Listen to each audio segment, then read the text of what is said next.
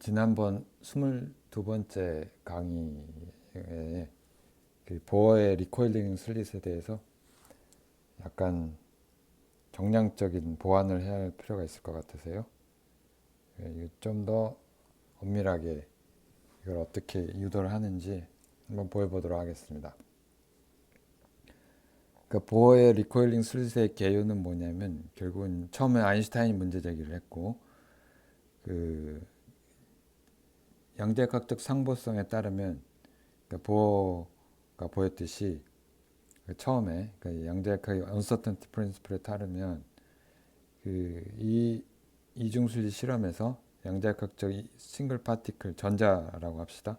전자를 입사할 때 만약에 여기에 경로 정보를 이제 특별히 측정을 하지 않고요. 간섭 실험을 하면 간섭 무늬가 나타나요. 간섭 무늬가 나타나는 양태는 물론 입자 하나들은 하나씩 어딘가에 스크린에 찍히겠지만 그걸 모아보면은 이제 가운데에서 보강 간섭이 생기고 이제 이렇게 간섭 무늬가 나타나는 패턴을 보이게 되는데 만약에 이 경로 정보를 알게 되면 이 간섭 무늬가 사라진다고 하는 그, 그 논증이 가능하고 양자역학적으로 그 문제에 대해서 이제 아인슈타인이 문제를 제기를 하기를 그게 아니라 여기 만약에 슬릿이 여기 첫 번째 S1이라고 부르는 이 슬릿에다가 얘가 모멘텀을 그러니까 이 경로를 측정하기 위해서 만약에 이쪽으로 패스가 일렉트론이 이쪽으로 향하게 되면은 이 슬릿은 이쪽으로 모멘텀을 받을 것이고 이쪽으로 향하게 되면은 이제 슬릿은 이쪽으로 리코일 될 거 아니에요. 그러니까 이 리코일링 슬릿의 모멘텀 px라고 하죠. x 방향의 그 px의 측정을 통해서 그 입자의 경로 정보를 얻고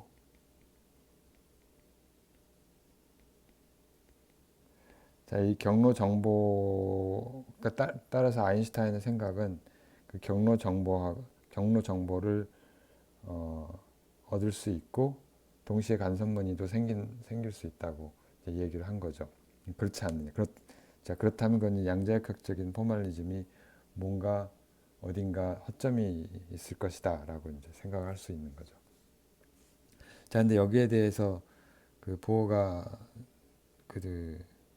답변한 내용을 이제 정량적으로 좀 얘기를 하겠는데 만약에 여기에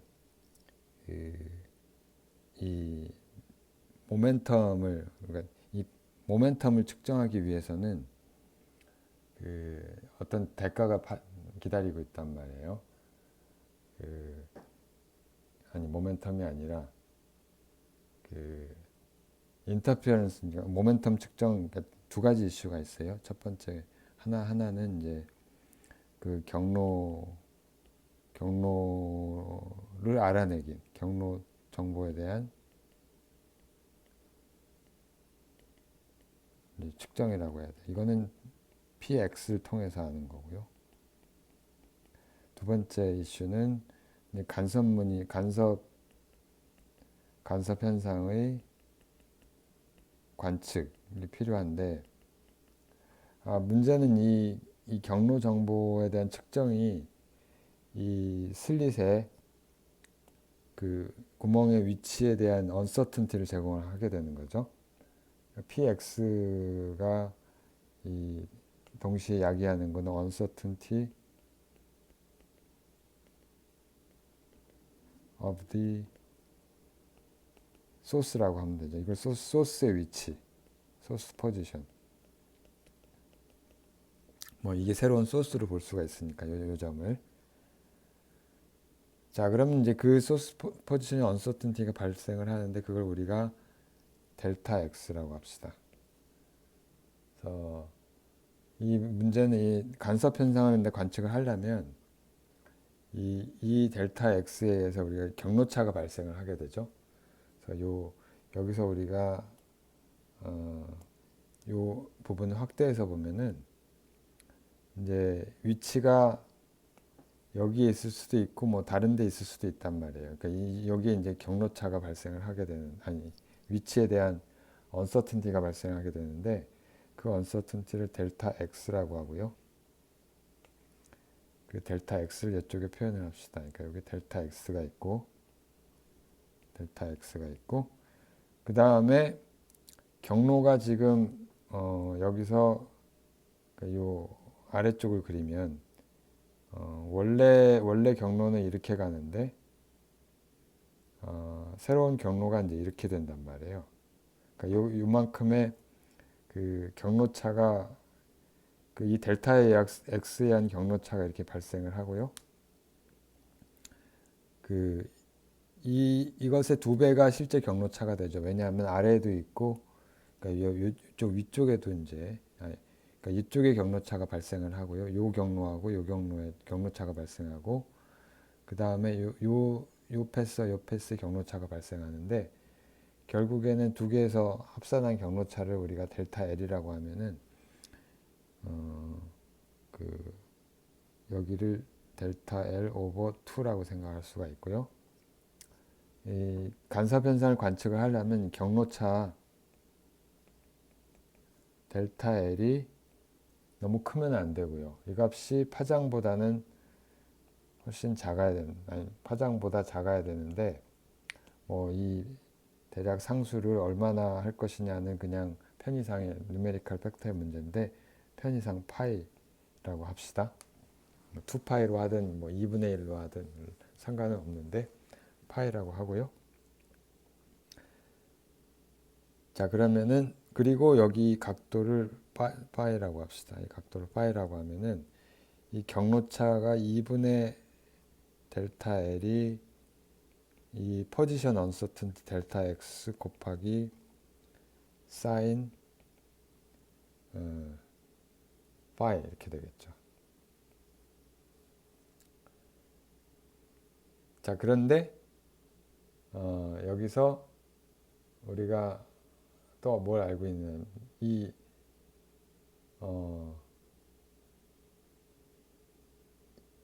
값은, 근데 이 px가 결국에는 이게 수직 방향 코일의 모멘텀이기도 하지만은 모멘텀은, 그러니까 애초에 수직 방향의 모멘텀은 0이었기 때문에 얘는 또 뭐랑 똑같으냐면은 이 일렉트론 모멘텀의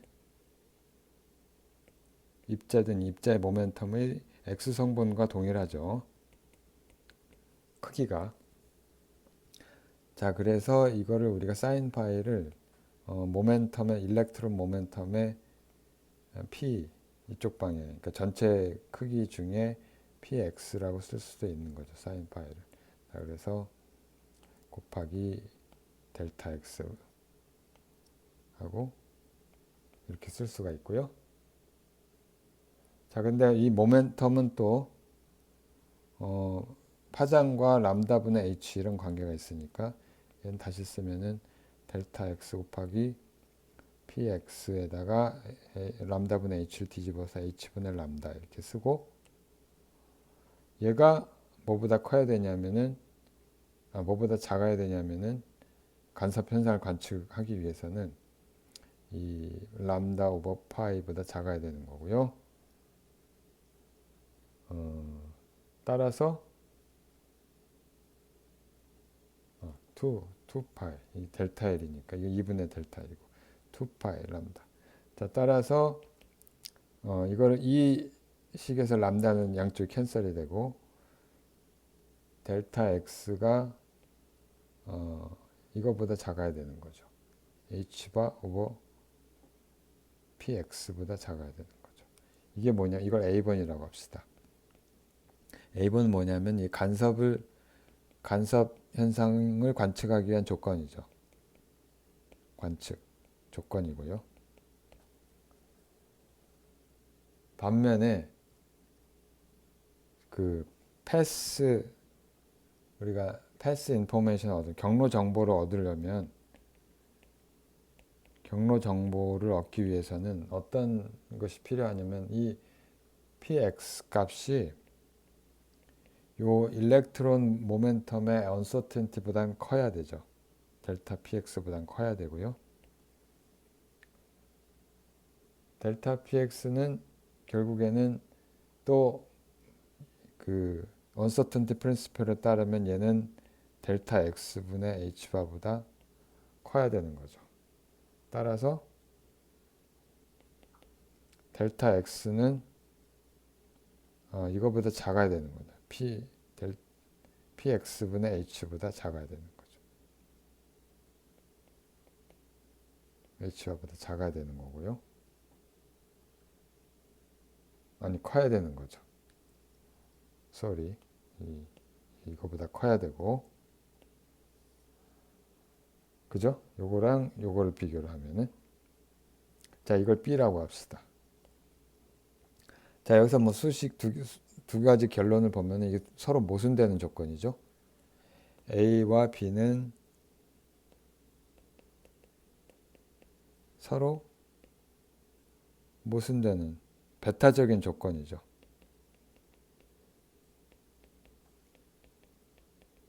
자 그러니까 간섭 현상을 관측을 하려면은 이 델타 x가 너무 크면 안 되고요. 다른 말로 하면은 이 px 값이 커져야 되는 거죠.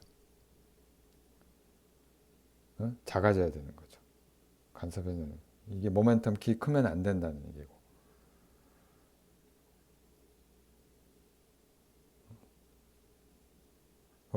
혹은 근데 이 경로를 관측하려면 이 값이 커야 px 값이 오히려 커져야 되는 거죠. px 값이 커지면은 이 언서튼티가 커져서 간섭 현상이 사라진다는 얘기죠. 자, 그리고 따라서 결론적으로 우리가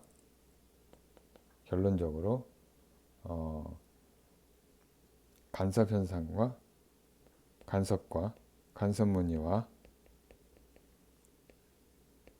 경로 정보는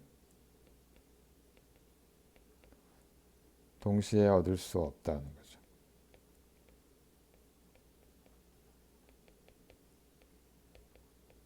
자, 근데 이 사실이 바로 뭐랑 직결되는 거냐면은 웨이브 파티클 듀얼리티 혹은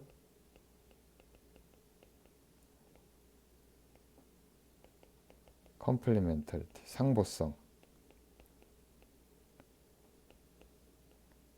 그리고 이 보어의 리코일링 슬릿, 아인슈타인 보어의 이 리코일링 슬릿에 대한 사고 실험은 이 컴플리멘터리티, 상보성을 표현하는 인터페로메트릭 버전이라고 생각할 수가 있겠습니다.